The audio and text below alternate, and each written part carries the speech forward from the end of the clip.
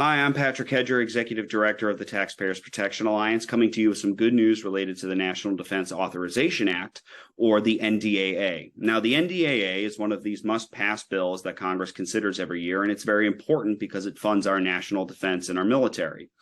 Now, because it is such an important bill, members of Congress like to attach a lot of junk to these bills that wouldn't pass otherwise on their own. Now, thankfully, we're happy to report that two things that were slated to be considered for this year's NDAA that TPA has long been advocating against have actually been removed from the latest version. So really good news. The first is related to the F-35 fighter jet. Now, the F-35 is the most expensive weapons system in human history, and we're talking about $5,000 for every man, woman, and child in the United States in terms of the total taxpayer expense into the F-35 program. But despite this huge taxpayer investment, it really hasn't produced the results the Pentagon was looking for. So instead of moving on and investing precious taxpayer resources elsewhere where it could be put to better use, some members of Congress were considering a second engine for the F-35. Now, the F-35 is a fighter that works for three branches of the United States military, but this engine would have only worked for one of those variants for one of those branches. So we're talking about a much larger taxpayer expenditure for the F-35 program, which again is already a boondoggle, and something that wouldn't even benefit the entire program.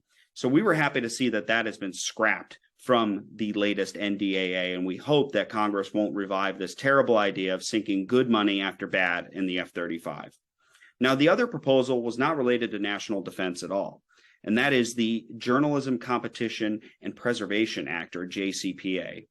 Now, again, this has nothing to do with national defense and should have been nowhere near the National Defense Authorization Act, but some members of Congress wanted to pass the JCPA, which is a carve-out for specific media companies from antitrust laws. Now, this would have allowed these media companies to form a cartel in order to try and impose new costs on internet services such as search engines and social media sites, all of which would have inevitably been passed on to consumers and advertisers online. This is totally inappropriate and is emblematic of what we are so concerned about at TPA in relation to many new antitrust proposals, which is using antitrust law to pick winners and losers among competitors and not protecting consumers. So we advocated against this very heavily, encouraged members of Congress to not include this in the NDAA and not pass this bill to begin with. And thankfully, in the latest version of this, the NDAA that we've seen, the JCPA is not included. So no new funding for the boondoggle F-35, no crony carve-outs for antitrust law for specific media companies. And we're really happy to report that. And we have to thank you as our supporters, as our partners, and our allies for helping us on our mission to protect taxpayers and consumers. So it's always great to come to you with good news on the things that TPA is doing. And for all the other great stuff that we've done this week, please look below, check out the blogs we published this week, check out the media mentions below that, and stay tuned every week to our weekly update. Really appreciate it. Thanks again.